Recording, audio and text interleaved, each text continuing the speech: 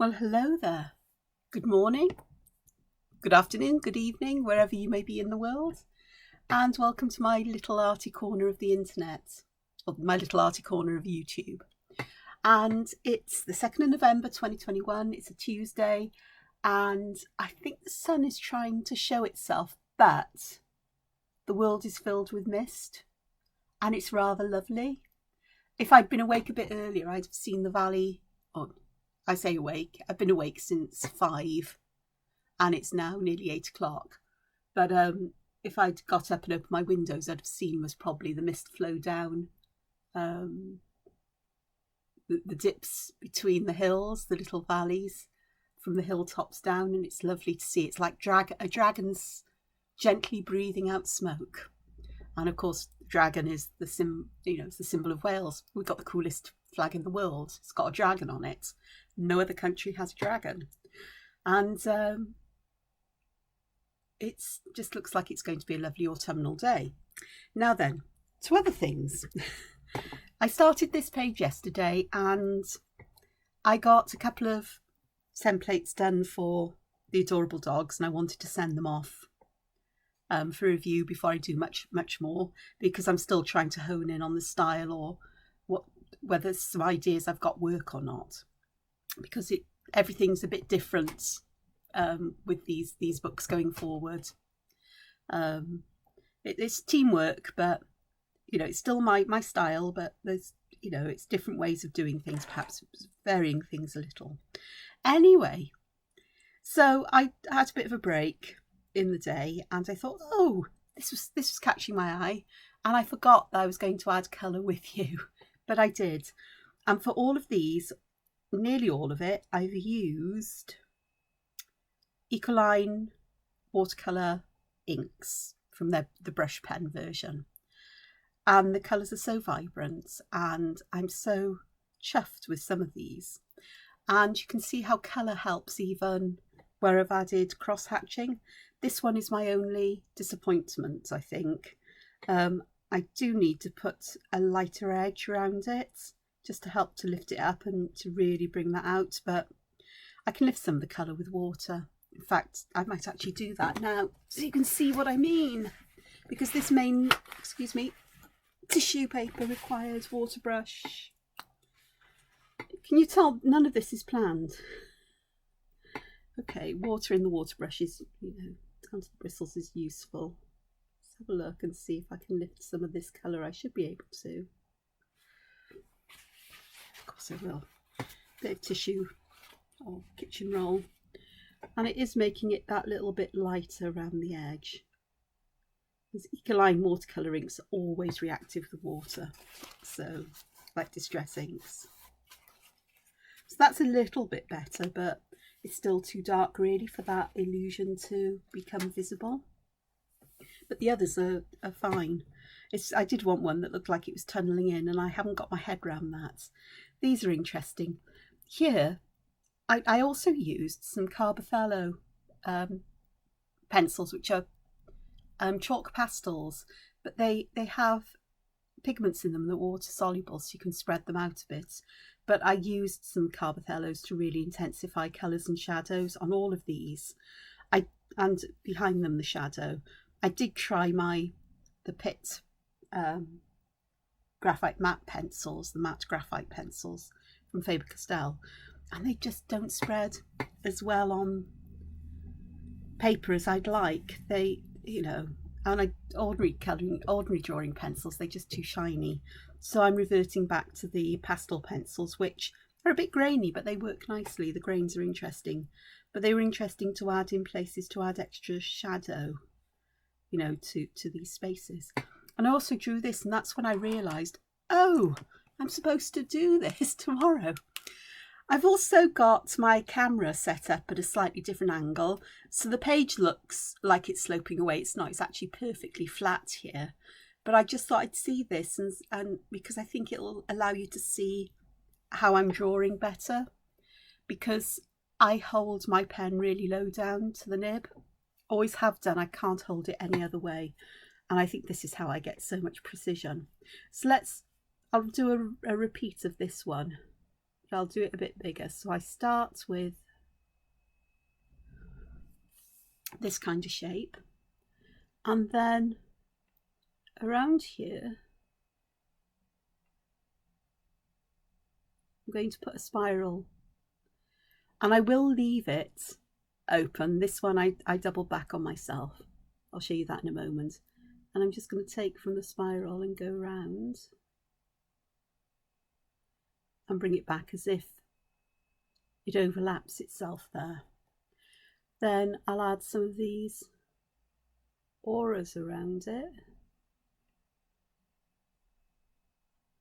And this is an 05 micron pen rather than the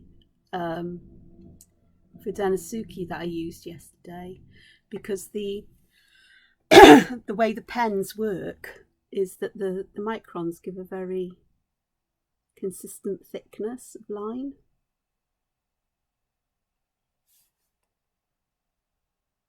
So the thickness doesn't vary very much, whereas within the Fudenasukis it's easy to vary it. A bit more difficult with the hard version I prefer, but still doable. And then I'm going to add, thicken this line a bit. And on the bottom of the spiral sections, just to... I tend to work with shadow when I'm not drawing from real life, which I don't do that often anymore.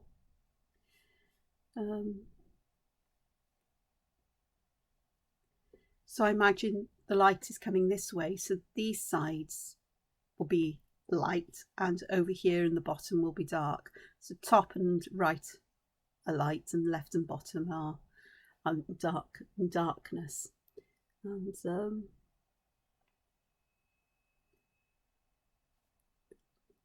darkness there. And this one will have the darker or thicker line around here. And that is essentially what I've drawn there.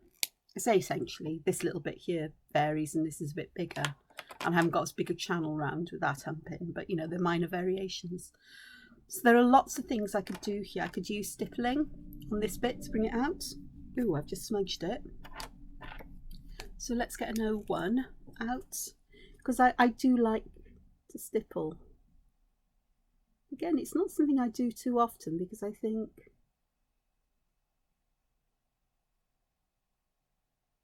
but it's a nice way to add shadow and to do it in a bit more of a controlled manner. Up on this one I've used lines and stippling.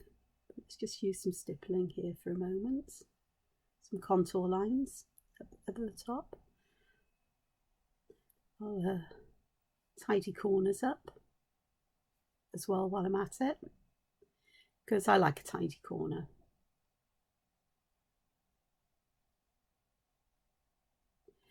And then I'm thinking about where the areas are darkest, and I'm going to put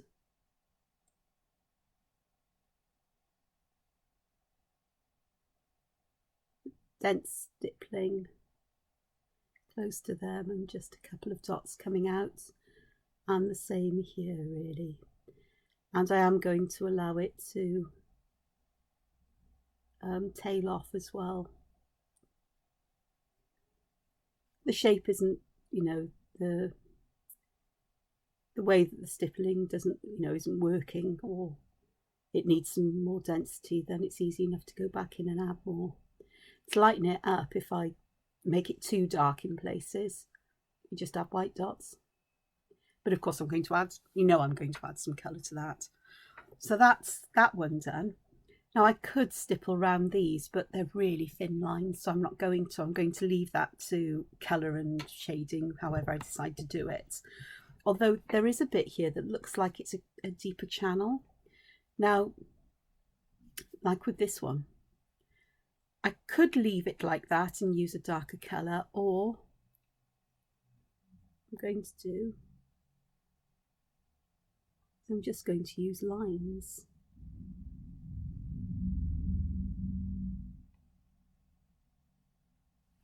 To darken up. But where it becomes, where it would be less dark, this would be in the shadow of this shadow here, and around this side a little bit we'd have shadow perhaps here.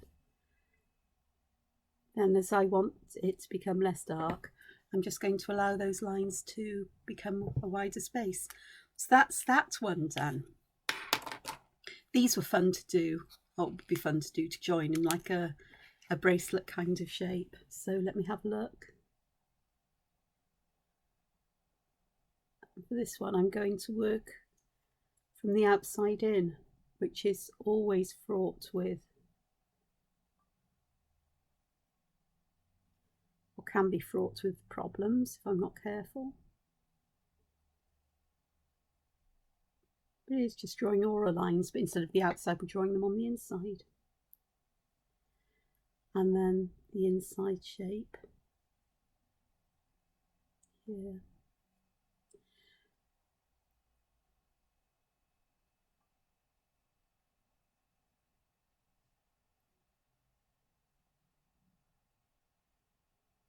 It's got a smaller bean in the middle, but I can live with a smaller bean.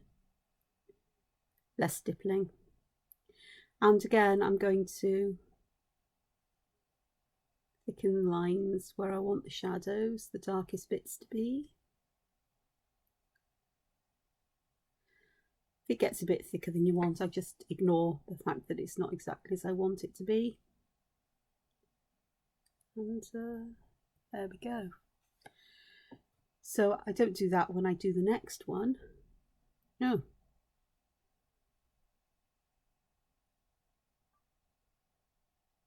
Confusion reigns here.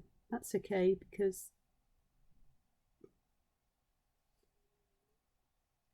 confusion reigns because I think I've got it right. I think I've done one more aura than I need, but that's okay because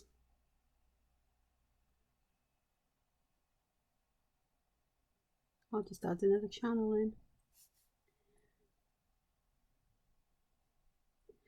It's one of the Zentangle's sort of mantras, is there are no mistakes. Well, it depends what you're doing, I suppose, because we can make mistakes and get a little bit confused about what's going on, but as these are quite abstract designs, nothing has to be perfect. They're quite organic. Just go with it, and it works its way through just fine. In some ways, just better, better perhaps than I'd have expected. So this one needs that there, this one there, and that'll be fine. I think I've got two channels here though to do. I'm just going to quickly stipple here and here, just to add some areas of shadow. This is a useful thing to do as well if you've got areas that are too small really to get a pencil and a tortillon or blending stump in. And then I've got this channel here which I can do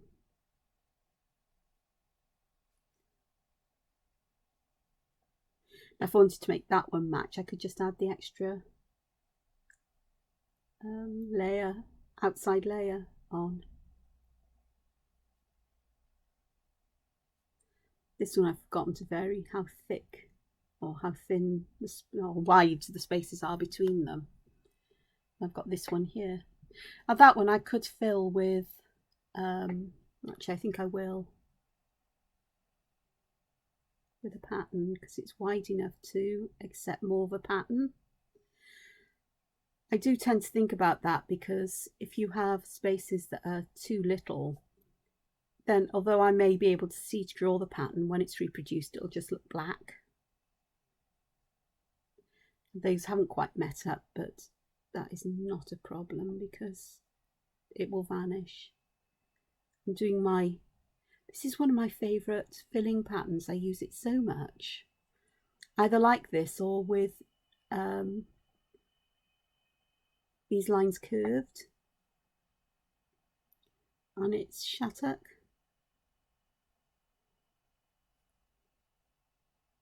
So many things can be done. If this was a bigger scale, I could, those tiny little triangles you get right at the bottom point, I like to fill with black. Now, I'm not twisting and turning my page here, because to be honest with you, it gives me a bit of a headache as well. And I've got the added problem of putting things back under the camera where you can see them. I have to say, I think this is working out fine, isn't it, the candle angle? You'll have to let me know in the comments, please. You prefer it this way or more, you know, head on, as it were.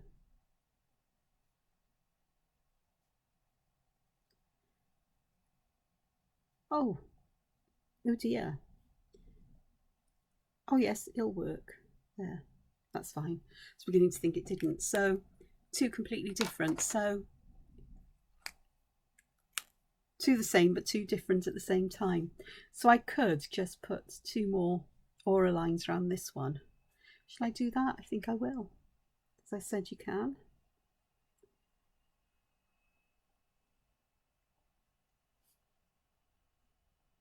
So put money where my mouth is, as it were. It's an old saying, isn't it? Put your money where your mouth is. Funny saying. I wonder what its origin is. If I remember, I will look it up, because I like to know the origins of sayings and of words. The study of the origin of words is called etymology, and it's really quite fascinating, especially in English, because English is a blend of so many different languages.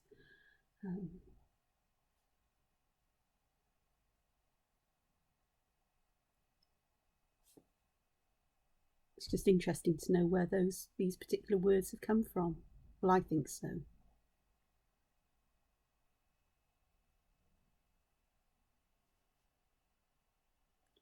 There we go, and that's just the next one. So I don't have as wide a channel there as I did in the one underneath.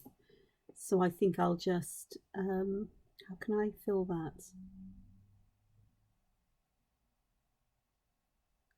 Do it with little petal shapes.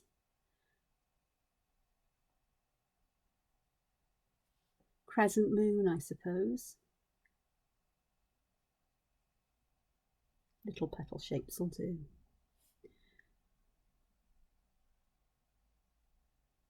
There are places where I've gone over that line, so that's fine. And then I am going to put little darker centres, as it were.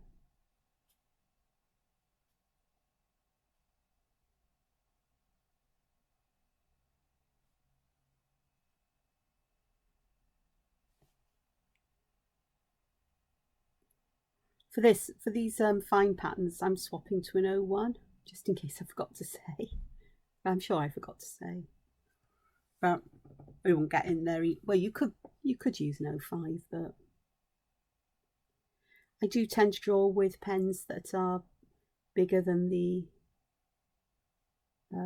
ones that are used by Zentangle on, you know, for official Zentangle work, because I tend to work on a bigger scale.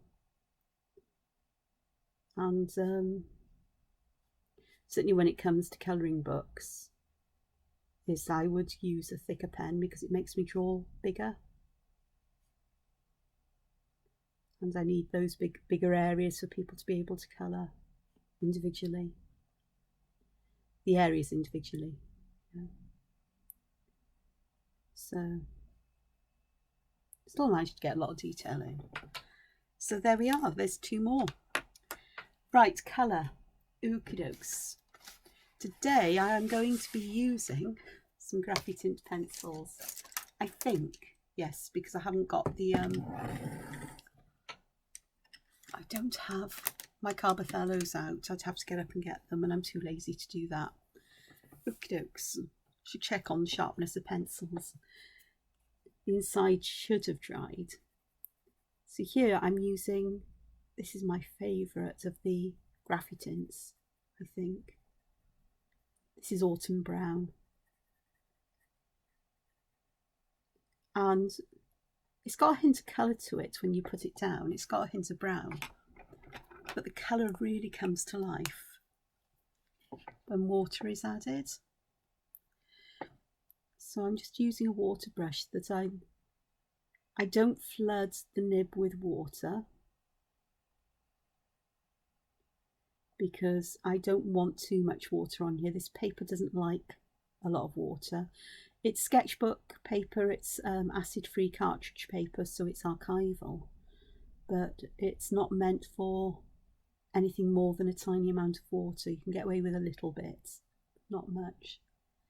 Okay, take some of that colour off because I need to lift some up here to give that.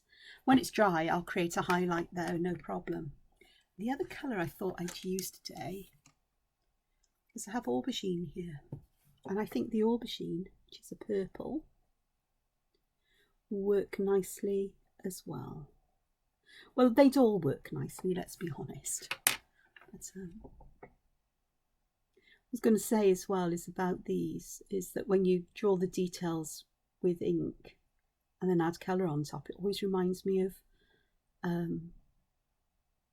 you know, sort of like a Victorian style hand-coloured book illustrations where you know, lino prints or woodcuts or lithographs that have been hand-coloured. So you get the black ink for the drawing and then the colour is done quite simply on top, just a wash of colour.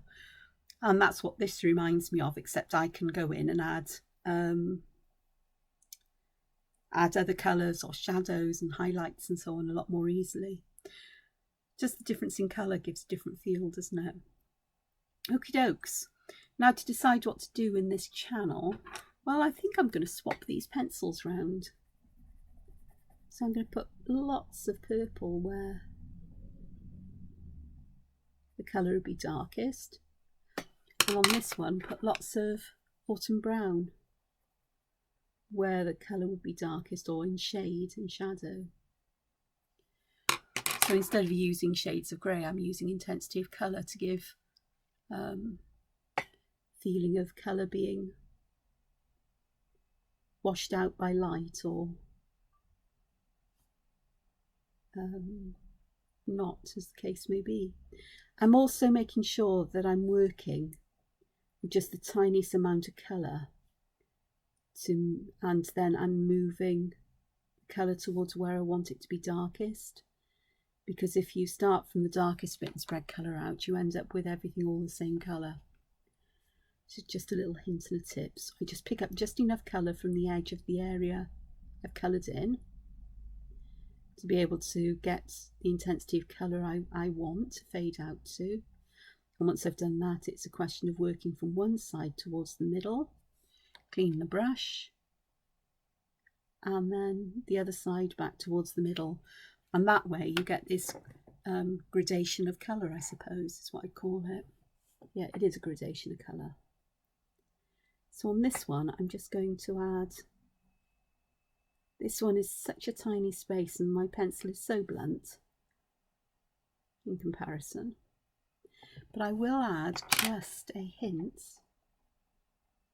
around there, and then I will, my brush skills aren't the best, and it is first thing in the morning, it's the first drawing I'm doing today, so it takes a little while for hand-eye coordination to kick in. So if I go over these areas that separate the pattern sections out, I am not going to fret much because I have plans for those. I do, I've got plans for them. And again, I'm going to shape the area of colour on this one because I've got more of an opportunity to do that. And elsewhere, and again, I'm working in the area, from the areas where I don't want much colour into the areas where I want the colour to be darkest. So in this case, I'm working from the outside in until I get down to this bottom area where everything is all going to be quite dark. And then I'm working there. I do need to spread some of the colour out because it's not dark enough in some areas. That'll work nicely. Really rich colours. I'm really chuffed with those. So I'm going to pop those away a moment. I am. Pop that out of my way. And I'm just going to reach over here, because my desk area is really quite small, so I tend to keep things all round and about. Now then, I'm going to add some metallic, I think. Shall I? It's so hard to know what the best is to do with these.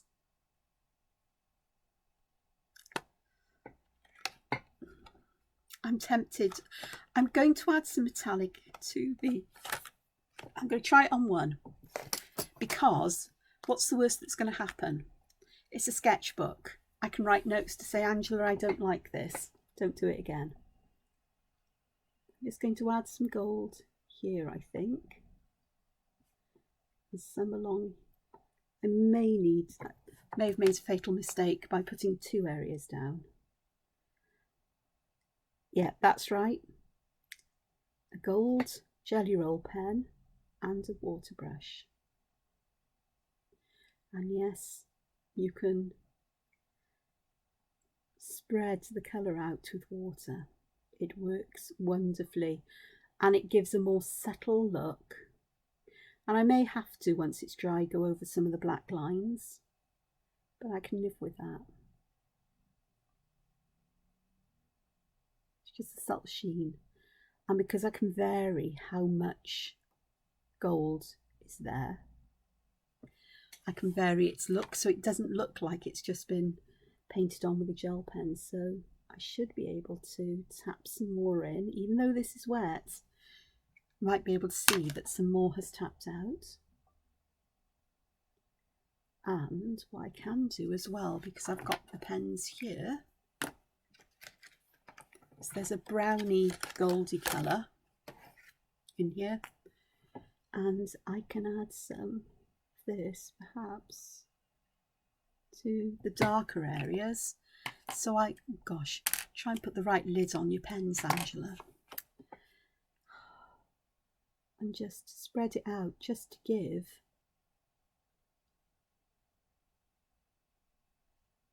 that feeling of shadow and light perhaps. And these will blend one into another or glaze on top. The glaze is just a wash of colour on top. So that has worked out really quite nicely, I think. Can't fuss around with them too much, because you'll lift up the colour from underneath and also the paper. But that, if I lift it up, perhaps you'll see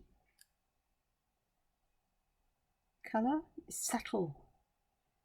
It is subtle, but there's a hint of colour and there's a hint of highlight as well. So I like that so much. I'm going to do it again. I'm going to say, well, why not?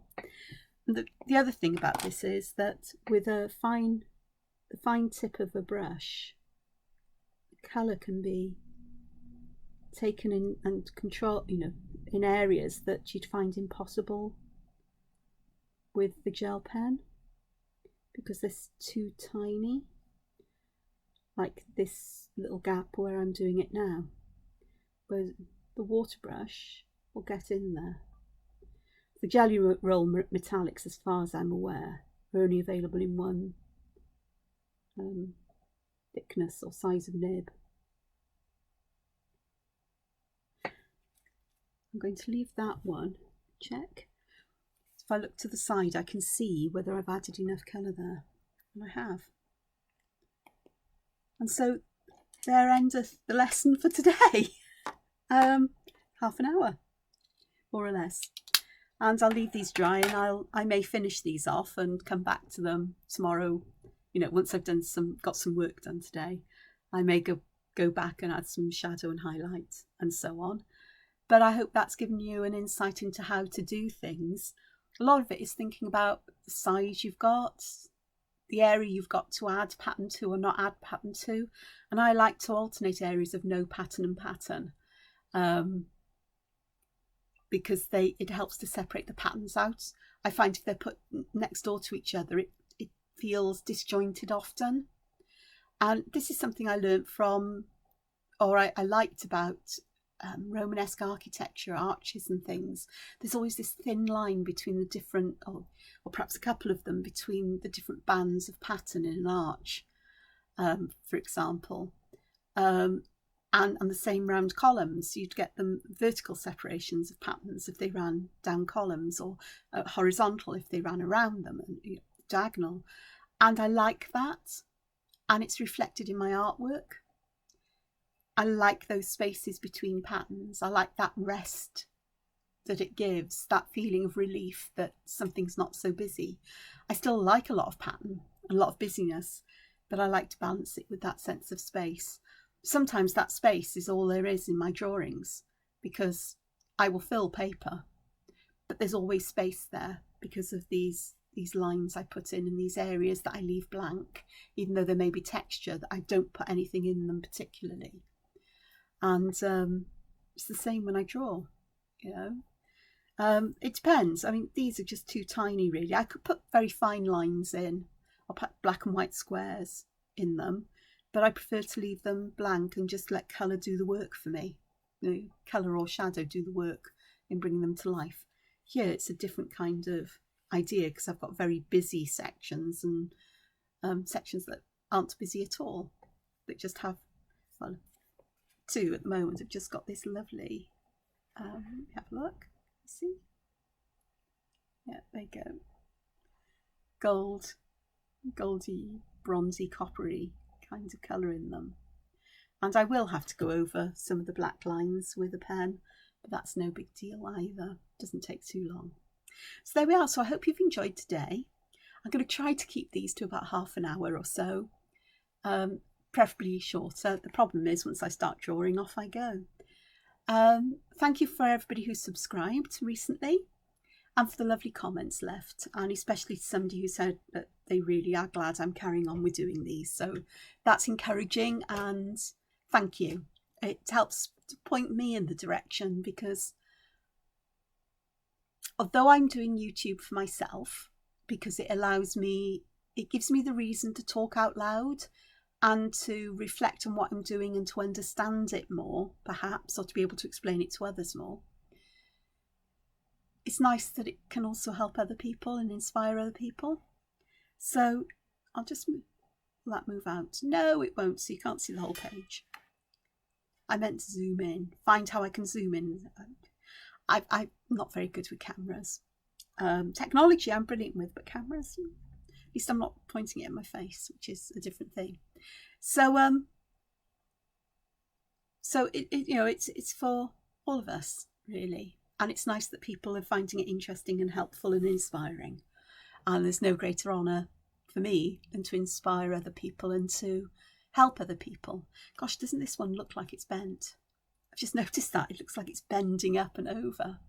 There's an illusion to carry on with when I add shadow, is to enhance that. You'll need some shadow under here, really, and under here, and on the other side, and just under there, to make it really look like it's dipping under. Same here, more shadow this side. But shall I save that for you?